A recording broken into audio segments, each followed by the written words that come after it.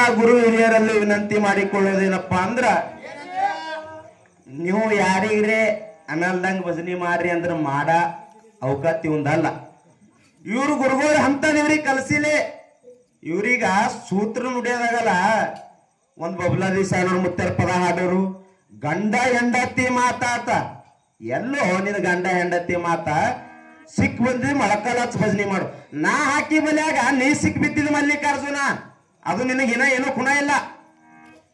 ನಮ್ಮ ಊರಿಗೆ ಚಿಟ್ಟಿ ಕೊಡಕ್ ಬಂದಾಗ ಶಿವಣ್ಣ ಬಂದಿರೋ ಅವ್ರಿಗೆ ನಾ ಏನ್ ಹೇಳಿದ, ನಂಬರ ಅನಿವಾರ್ಯ ಕಾರಣಕ್ಕ ದಯಮಾಡಿ ನೀ ಯಾಕೆ ಹೋಗ್ತದ್ರ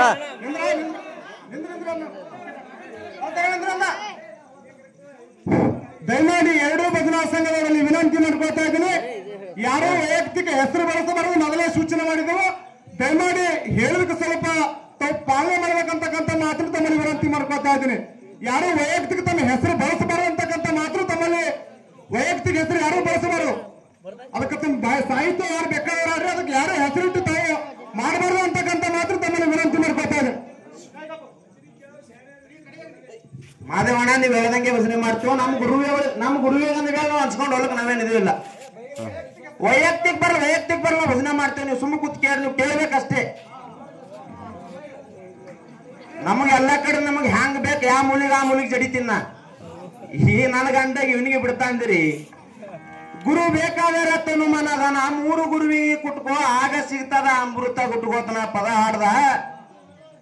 ಈ ಸಾಹಿತ್ಯ ಹೆಂಗದಪ್ಪ ಅಂದ್ರೆ ಒಂದು ಬಸವಣ್ಣವ್ರು ವಚನ ಬರೆದವರು, ವಚನ ಸಾಹಿತ್ಯ ಪ್ರಕಾರ ನಮ್ಮ ಕವಿಗಳು ಸಾಹಿತ್ಯ ಬರೆದವರು. ನಿಮ್ಮಂತವ್ರಿಗೆ ಅದು ಏನು ಗೊತ್ತದ? ಬಲಿಯಾಗಿ ಬಿತ್ತ ಗುರು ಭಜನಿ ಮಾಡತ್ತ. ನಿನ್ನಂತ ಸುತ್ತಮುತ್ತ ಹಳ್ಳಿಯಾಗ ಎಲ್ಲಾ ಕಲಾವಿದರಿಗೆ ಶರಣಾಗ್ತೀನಿ. ಚುಂಚೋಳಿ ಮಲ್ಲಿಕಾರ್ಜುನ್ ನಿನ್ನ ಸತ್ತರಿಗೆ ಶರಣಾಗಲ್ಲ. ಕೇಳ ಬಸವಣ್ಣವ್ರ ವಚನ ಏನು ಬರೆದಾರ? ನಮ್ಮ ಸಾಹಿತ್ಯ ವಚನ ಪ್ರಕಾರ ಸಾಹಿತ್ಯ ಅದ.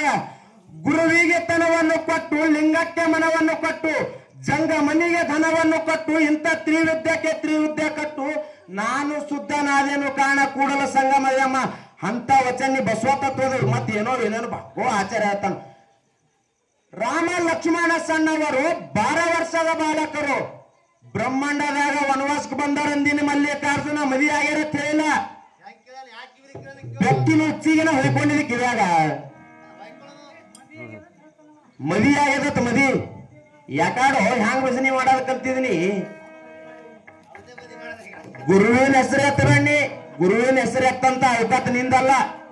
ನಿಮ್ಮ ಒಗ್ದುರ್ಗಿ ಸಂಗೋರ್ಗಿಯವ್ರು ಎಲ್ಲರೂ ಇಲ್ಲೇ ಕೂತಿರೋ ಒಗ್ದುರ್ಗಿಯವ್ರಿಗೆ ಏನ್ರಿ ಅಂದು ಭಾಷಣ ಚಾಲು ಮಾಡಿದೇವ್ರಿ. ನಾ ಯಾಕೆ ಪದ ಹಾಡಿದ? ಗುರು ಬೇಕಾದ್ರ ತನು ಮನದನ ಹಾಕ್ತೀನಿ ಕೊಂಡಿ, ನಿನ್ನ ಕೊಂಡಿ ಹಾಕಿ ಸೀಳಸಲಕ್ಕೆ ಹಾಕಿದನ. ನಂಗೇನು ಕಮಜೋರಿನ ಕೇಳಿದಿರಿ? ಕೇಳಿ ಭಜನೆ ಮಾಡೋದತ್ತ ಯಾಕಾಲತ್ತು ನಾ ಬಿ ಕೇಳ್ತಾ. ಈಗ ನೀ ಹೇಳೇ ಭಜನೆ ಮಾಡ್ಬೇಕು, ಹೇಳೇ ಚಾಲು. ನಾಳೆ 10 ಗಂಟೆಲ್ಲ ಸಂಗೋರ್ದವ್ರಿಗೆ ನಮ್ ಕಡೆ ವಿನಂತಿ, ನಾವೇ ನಾಳೆ ಒಂದ್ ಕಡೆ ಹುಗ್ಗಿ ಹಾಕ್ತೇವೆ. ಒಂದಿರ್ತಾನ ಅವಲಿ ಯಾಕೆ ಮಾಡೋಣ ಹಿಂಗ್ ಸರಿ ನಿತ್ತಿ, ಹಂಗ ಸರಿ ಬೇಡ. ಹಂಗಲ್ಲ ಗಜಮಾನಿ ಅಂದ್ರ ಶರಣ. ಆಯ್ತು, ನಾವು ಬೇಡ್ಕೊಂಡ್ ತಿನ್ನಕ್ ಬಂದಿಲ್ಲ. ನಿನಗೆ ಬಾಯಿ ನಿನ್ನ ಚಲೋ ಐತೆ ಮಾತಾಡಿ, ನಿನಗೇನೋ ಅಂಬಲ್ಲು. ನಮ್ಮ ಗುರುವಿಂದ ತೆಗಿಬೇಡ, ಬೇಡ್ಕೊಂಡ್ ತಿನ್ನಕ್. ಭಜನಾಕ್ ನಾ ಬೇಡ್ಕೊಂಡ್ ತಿಂದ ಭಜನಾ ಕಲಾವಿದರು ಎಲ್ಲಾ ಭಜನಾವಿದರ ಕಲಾವಿದರು ನೀ ಎಲ್ಲರಿಗೆ ಬೇಡ್ಕೊಂಡ್ ತಿಂಬೋಲತ್ತಿದೇನೋ. ಭಜನಾ ಅಂದ್ರೆ ಏನನ್ನೋದು ನಿಮ್ಗೆ ಗೊತ್ತೇ ಇಲ್ಲ. ನಿಂದು ಎಷ್ಟು ಭಜನೆ ಮಾಡಿದ್ರೆ ನಂದು ಅಷ್ಟು ವಯಸ್ಸಿಲ್ಲ. ಖರೆ ನಿನ್ನ ಬಳಿ ಮಾತಾಡೋ ಪದ್ಧತಿ ನಾನು ಪದ್ಧತಿ ಕಲಿ, ಹಿಂದಿನ ಪದ ಆಡೋದ್ ಕಲಿ. ಯಾಕಡೆ ಆಡ್ತೇವೆ? ಪೇಟಿ ಒಂದ್ ದಿಕ್ಕಿಗೆ ಇರ್ತದೆ, ನೀವ್ ಒಂದ್ ದಿಕ್ಕಿಗೆ ಆಡ್ತಿ.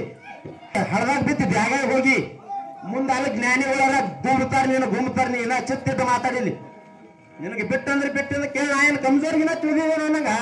ಒಬ್ಬ ಬಂದನ್ ಗುರು ಮನೆ ಕೆಣಕ್ಬೇಕಲ್ಲತ್ತಿದಿ. ನಿನ್ನ ನಾಳೆ ಹೊತ್ತು ಮುಳುಗಿತಾನ ಗಜಮಾನಿ ನಿನಗೆ ನೋಡಿ.